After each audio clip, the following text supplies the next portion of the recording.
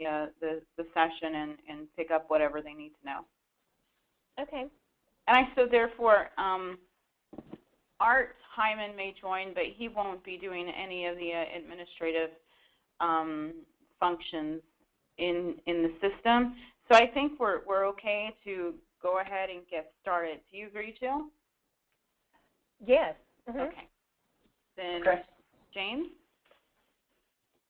All right. Let me show my screen here. On my computer. I have to. I think someone just joined. Yes, this is Art Hyman. Hi, Art. I've got Jill on the line and James Sella from SunGuard. This session will be all about the administrative functions, not about the user's perspective. This is for legal and compliance. We're going to press record on this session, so it will be available as a download later. Okay, so it's probably not in my wheelhouse. Not necessarily. Just thought I'd extend an invitation to you as if you wanted to get in here and look around or to be part of it, you can. Well, I'll hang around for a while. All right. Okay. All right, James, it's all you. All right, I've got this recording, so I think we're good to go. Is my screen showing for everybody? I see it. Okay. Yes, I see it. All right, great. I'm going to go ahead and just make that a little bit larger. This is our administrative panel. We call it actually a reviewer console. So when you go into the system and go to our AGLA site for you, you'll see that we've got it called the user login and admin login. You'll be clicking in for the portion I'll be going over today. You'll be clicking on the button for the admin login. And once you log in, it will take you to a screen that looks similar to this. Maybe the colors are a little bit different, but essentially the same sort of thing. So our reviewer console, our home dashboard has a lot of different functionality built right into it. Most important to you is your what we call a review queue. So we have these pre-filtered for you so that you can see content that is needing to go through pre-approval processes, as your users will have the ability to submit for pre-approval, though they don't have to necessarily from a technology point of view, but they can submit things for pre-approval through our system. Things that are post-review are things that were posted directly to the social network like Facebook, LinkedIn, or Twitter, and a rule triggered it to be reviewed on a post-review basis because one of the rules that could be triggered is maybe there was a word or a phrase that was used that was that you wanted to get captured by the lexicon that we have in place, or you might have policy rules that stipulate that you always want to post-review certain types of content, and I'll show you a little bit about how those go as well. We then have so our first set of filters really are, what most of our users use is, and all I've done is I've just filtered here, is these 3 workflows here. Anything that you disapprove in the system will stay in a disapproved state until the system detects that it has been resolved, and typically the resolution for something is that it's been removed or deleted from the social networking site. You can also filter by account type, so if you want to just do all the reviews for Facebook or all the reviews for LinkedIn or Twitter, those can be done here. All right, so that being said, let's go ahead and jump into, and Michelle, I'm trying to remember with our implementation, I know we've gone back and forth on a few things, but are there going to be situations where the users will submit things for pre-approval, or will it mostly just be post-reviews for our compliance? Anything that is written about the company products or services will be required to go through pre-approval. Anything that's lifestyle type content or administrative, like the hours that the local office might change or how to contact a person, that can be that they can bypass or do the attestation that it doesn't require pre-review and approval. Cool. Okay, great. So all I've done to get here is I just clicked on the pre-review workflow tab, our workflow button here. If I click on that, that'll take us to our workflow. Now, we show you, and please at any time, if it looks like the screens are not catching up with what I'm talking about, just let me know so I can pause briefly. But I've got our workflow screen showing currently, and we have consolidated it so that you can see the workflow for a Facebook link that wants to be shared or a tweet. I've got some LinkedIn discussion group that I was posting to, so on and so forth. Now, as you go in and review certain items, we have additional information that can be that you can learn about this content on these little side we call accordions. So each time you click on one of these green accordions, they will expand or contract so you can see additional information. Typically, the one that is most important to me as a reviewer is I take a look at when it was created. Okay, so you can see there's a creation timestamp here. There's also a status history in the content as well on this side. So as the content goes through different stages, such as approval in this case, that approval notification and the fact that I did the approval will be the next one that shows in this little status history update. Okay. We also have in here any reviewer user dialogue, as we call it. So if they submitted a comment to their reviewer, that would show up in this box as well. So to approve of this content, all you need to do is click on the Approve button. You can put in an optional comment, click on Approve, and through the magic of the internet,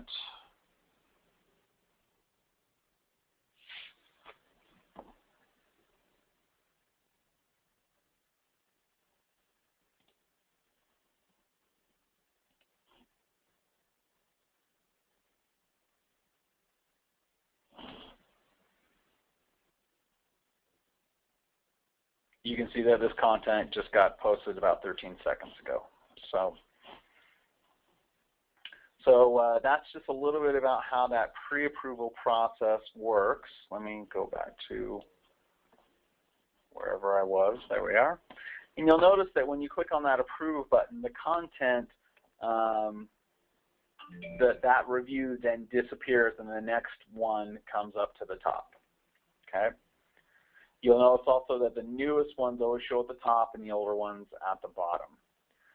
We do have the option, if you want, to just scroll through and read each one, and if you're fine with all 25 that are on the page, when you get to the bottom of the page, you can actually bulk approve all of these at once by hitting the Approve button, and that will send all 25 out at once.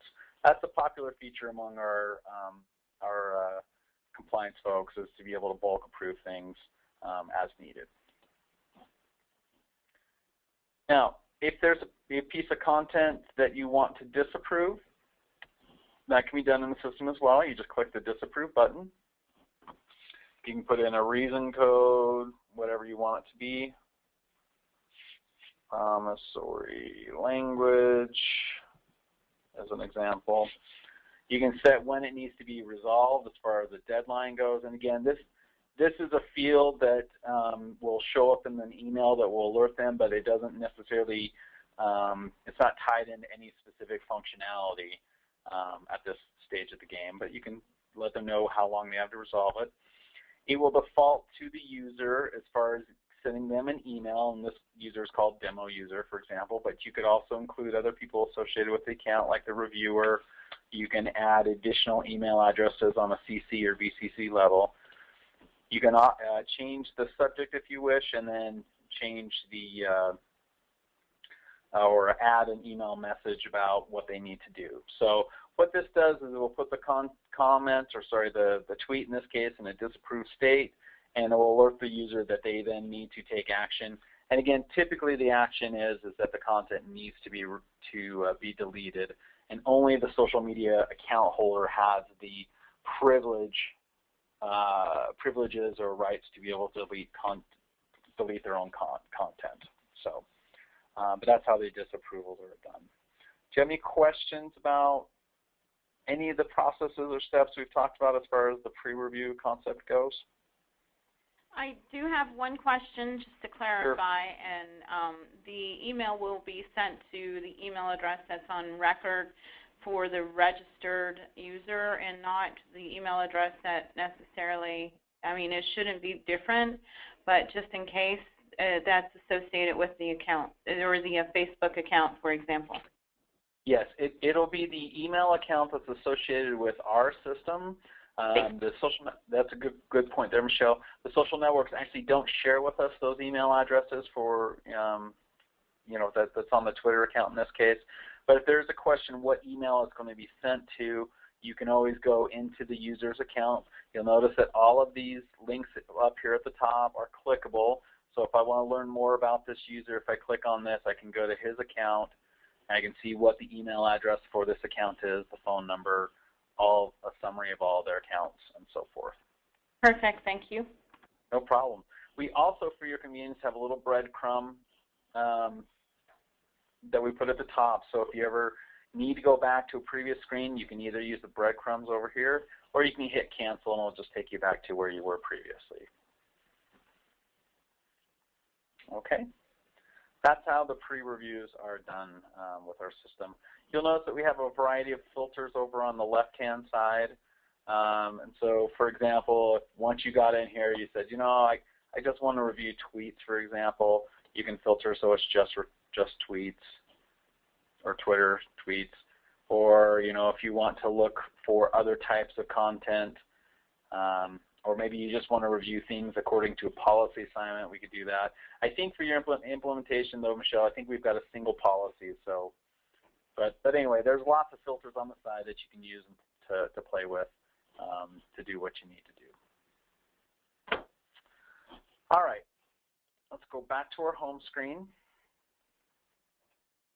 Let's take a look at the post-review workflow, which is very, very, very similar. Again, the only difference really being that in this case, these are all on a post-review basis. So for example, I just barely put this on my Facebook account. It came in about 13 minutes ago. And the other difference is it will tell you why you're reviewing what you're reviewing. So in this case, I have a rule in the system saying that I want to review all status updates. And since this is a status update, it came into my workflow. Now, a couple key differences available to you on this is, again, you have a summary of the policy rules as to why you're reviewing the content. You can, again, approve or disapprove of the content as needed.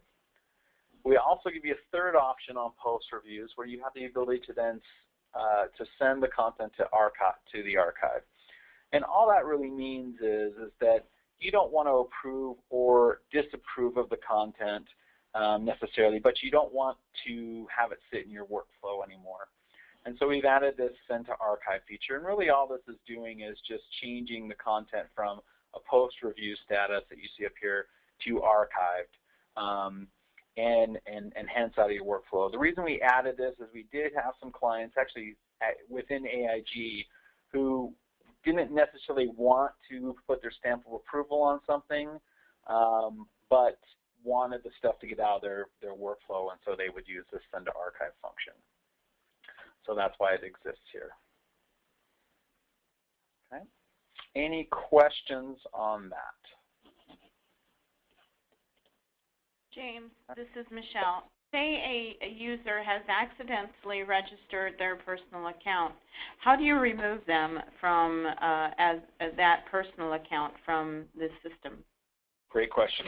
So you can always look up, the best way, in my opinion, to look up a user, and there's actually a couple different ways, is to go and use what we call the directory. The directory will show you all the users that you have registered in the system and give you icons for all their social media accounts. So the way that we have this structured is we have a user that can have many different accounts, and then each of these accounts can be looked at individually. So let's say in the event that, let's go down here. Let's say that this account for Spencer Meffer, the incorrect Facebook account, was registered in this case. What I would do typically is I would go into that account, which I can click on this icon. click on the little wrench and just inactivate that account. All right, and I'll let you know that the account is inactive and it's not being monitored anymore. And if we go back to the directory,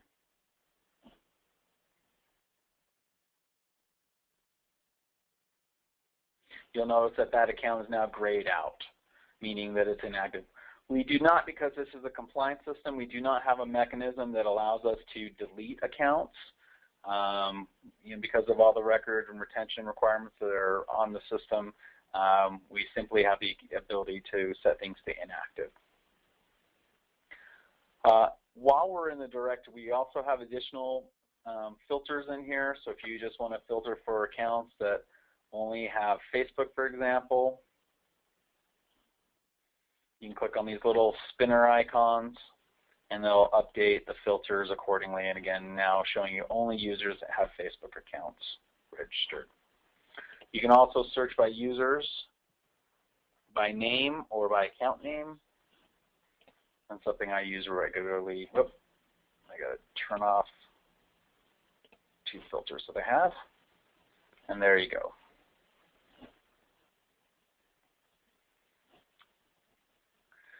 Also, just keep in mind, we do have the capability that you can save a filter. So, for example, if I just regularly am always looking up these demo accounts, I could actually click on this little icon here, call it my demo filter, save that. And what that will do is then next time I come in on my home screen, I'll have the saved filter that allows me to then go in and take a look at whatever I need to look at specifically. So here's the one I just barely created, and it already has it filtered for me really nicely. So again, just a little extra feature there. We do also have the capability within the directory for you to make changes as far as what the reviewer assignments are. The way we have it set up now currently is each user has a designated reviewer. However, other reviewers can, if we set it up this way, can review the content of a user who's assigned to another reviewer. So let me give you kind of an example of this. In this case, I'm actually logged in as Beth right now into our system. And you'll notice that because of the way that I have a reviewer hierarchy set up, I'm also able to see what's going on with this user named demo user who is assigned to RegScooch, for example. So you can have access to, depending on what level or how we set up the system for you guys, we can do it that way. Now, some of our clients will set it up as a regional reviewer setup. Others will kind of have like what I call a bucket approach, meaning everybody is kind of assigned to one big bucket, and then several people will have the capability to log into that bucket and see what's going on and take care of reviews accordingly. So it's been a while since we talked about it, Michelle. I can't remember what you guys, or if you guys really ever decided what you wanted to do there, but that might be one thing we wanted to discuss. We are a bucket approach. Social compliance is the reviewer. Now, if or when we would ever want to make those decisions to change that process, could we do a mass reviewer change? For example, find, well, I guess that you just can't do that. There's no way to do a search for someone according to maybe area code or... We can do... we did talk about this at our conference. We're actually, in a month or two, going to be adding a field that would allow you to assign them to what we call a company identifier, which could be a regional identifier, and that would allow you to kind of do what you're talking about. Okay. I don't think we're there yet, but it's good to know. Okay. Thank you. No problem. All right, let's continue through the system. The next thing that I wanted to show you is just under the system menu, we have several different features I wanted to talk to you about. First of which is what we call our Manage Users feature. This, again, is similar to what you saw in the directory, but we actually have all users in here, including not only the account owners, which account owners would be an example of an agent or rep or distributor or whatever term we want to use. And by the way, we can rename these to whatever you guys want. So if you don't want to call them account owners and you'd rather call them agents, for example, that's not a problem at all. I mean, I can change that in just a minute or so. That being said, you can see all the various users that are in the system. If you need to ever add anything or edit anything about those users, all you have to do is you can just click on the row of the user. It'll bring up their edit user card, is what I call it.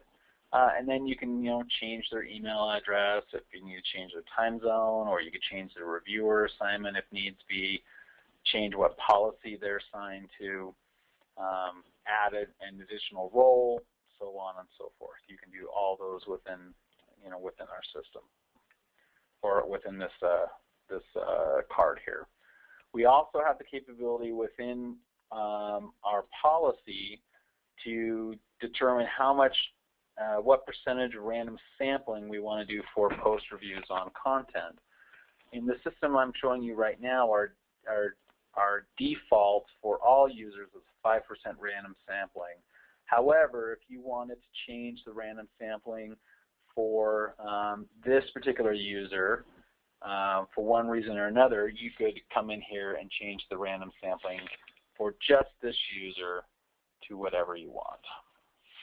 And Jill, we have the ability to change in the policy, I believe it is, James, the random sampling overall, if you prefer it to be ratcheted up or ratcheted down. Yep. And that's actually in the settings up here at the top. And it just shows you right here what percentage it is on this one. But it has to be turned on the policy level. So what that means is that you could have two policies. One policy has, takes advantage of random sampling, and the other one doesn't. And that way you have some flexibility. If you have a group of users that you don't want to randomly sample, you would assign them to that particular policy. And James, is there a cap on the number of policies that you can have? There are not. The policies are also managed underneath the systems drop-down. Okay, so if we go into the policies, you'll notice in my demo system here when this comes up, I actually have 5 policies in place. You can create as many policies as you want and make adjustments to them as needed. Typically, my customers will work with me on policy adjustments that they want to do. Once they kind of get their feet wet and they understanding kind of how these work, they will make adjustments as needed on their own. By default, just so you're aware when it comes to policies and policy adjustments, if the policy is turned off, that means that the content is still created or still collected. However, it won't be reviewed unless another policy is triggered that is triggered by the content. So, for example, you'll notice that my status policy is currently turned off on this implementation that we're looking at here. If I wanted to just review things that status updates that contain those certain words or phrases or lexicon that I'm most concerned about, then I would leave this off and then make sure that my watch list policy, which is down here at the bottom, make sure that my watch list policy was turned on and that I would set it for post review. That way I'm only reviewing things that are triggered by the lexicon when it comes to status updates. If, however, I decided that I want to review all status updates on a post review basis, all I have to do is click the on button, set the status to post review, and then if I would want it to be alerted anytime this policy was triggered, I could configure an email message that would be sent to the reviewer or to whatever inbox I want with whatever message I need to let me know there's something that it needs to look at. So you have that flexibility of sending email alerts with these policies as well. Also available within the policies is we have what we call the ability to automatically disapprove things as an enforcement mechanism. So for example, if you look at on this video setting that I have turned on currently, it's set so that anybody who is assigned to this policy, if the policy is set to disapprove, if I detect or the system detects that there's a video that's been shared, it will automatically disapprove that video. I can configure an email notification for the disapproval explaining why it's been disapproved. Typically, our clients will put in a little policy message in here saying videos are not allowed per page whatever of our policy, blah, blah, blah, blah. And that way we'll automatically disapprove things. Our clients typically, just so you're aware, are very cautious when using this feature. And most of them only use that feature for the LinkedIn recommendation category.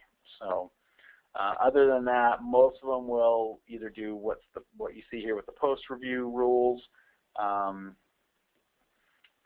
and let human eyes read things before they disapprove something. Any questions about that? Okay.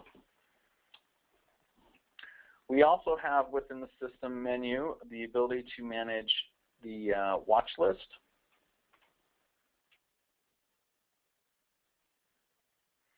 The watch list is basically your lexicon of terms or phrases that you want to watch out for when it comes to reviews or post reviews, I should say specifically. So if you want, you can search through the watch list by filter. I'm just going to look for any of my guaranteed ones. And then you have the capability of then making edits to these. So if you want, you can see that I'm looking for the exact phrase of I guarantee. We also have the ability for you to put exclusionary phrases in this. So for example, if you say, you know, I guarantee success, whatever. If you didn't want to have any false positives because it had this sentence as opposed to just this one, then it would skip it and move on when it does the scanning. So you can put exclusionary statements in these as needed. You also have the capability of adding to them.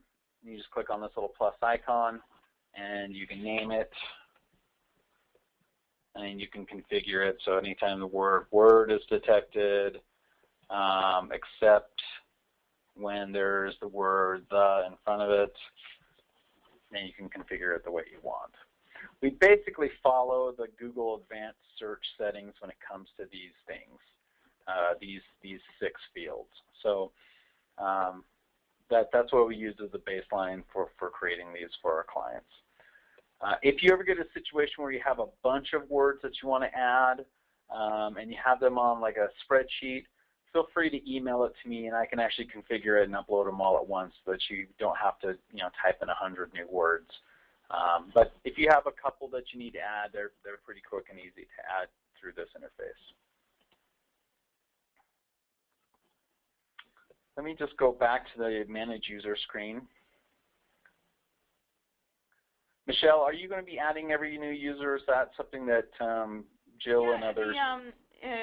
Until and unless the group decides they want to handle that as a responsibility, I will, especially first out of the gate, be the one that's carrying the heavy lift, the burden of adding new users. Okay. All right. Well, just for future reference, if people do need to add a new user, all you have to do is click on this Create New User and enter in their name, email address, and a couple little bits of information. That's how you get a new user in the system. It will automatically send them an email to begin the registration process from there. Okay. I think I've covered pretty much most of the basics that we typically cover when we first get set up. Maybe just one other thing that I would share with you. Under the tools system or setting, you'll notice that we've got these two tools or screens that are called accounts with problems and accounts or incomplete registrations. Let me just explain these really briefly for you. The accounts with problems is the apps that we add to the social networking accounts that control, that allow us to then monitor these accounts. Sometimes they can get out of whack. Sometimes they can expire. So for example, with Facebook, they can expire those accounts every 60 days or so. When we detect that those accounts have expired, the system automatically sends them emails saying, hey, there's a problem with your account. Please log in and take care of it.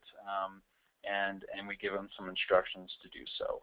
Yes, James, on Yep. that topic, I'm noticing, it seems to me, that Facebook is expiring accounts on an almost daily basis at this time.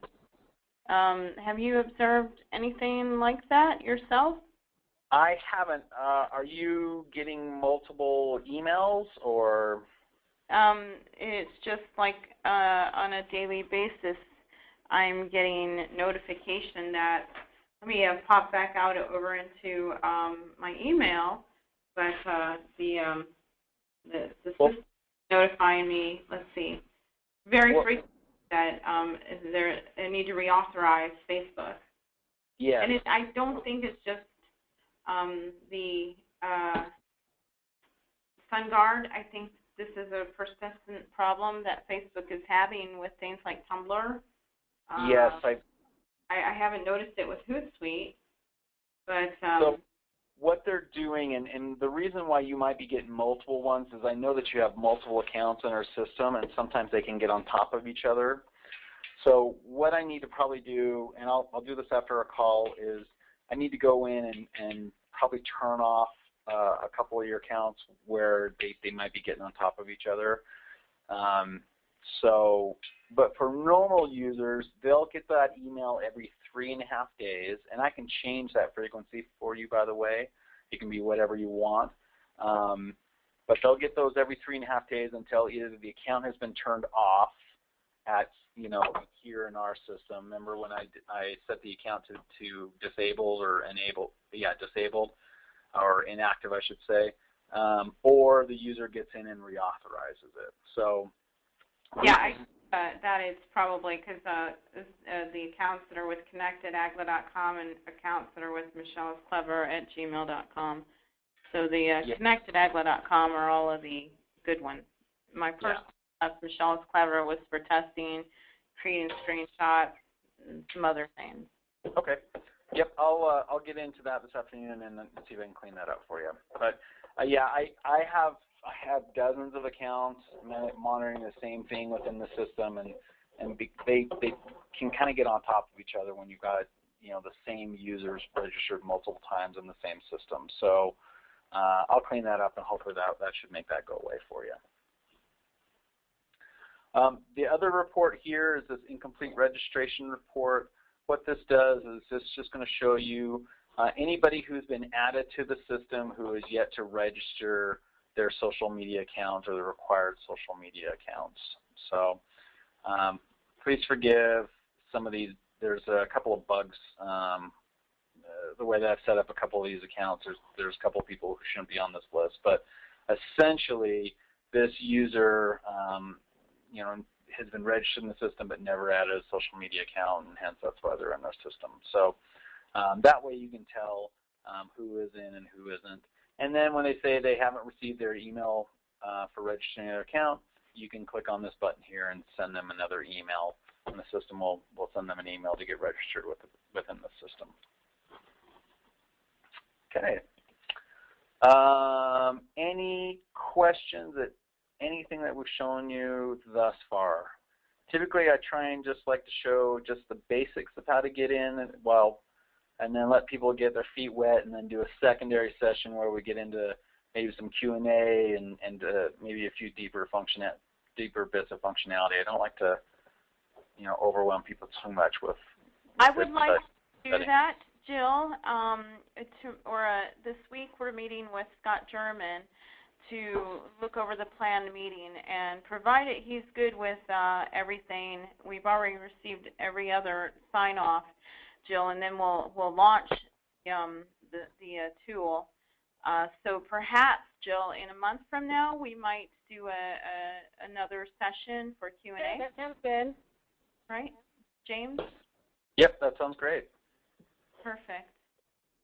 Then I will send you a list of dates and times after my meeting on Wednesday, just so that I can confirm that it is about to go live. Okay, great.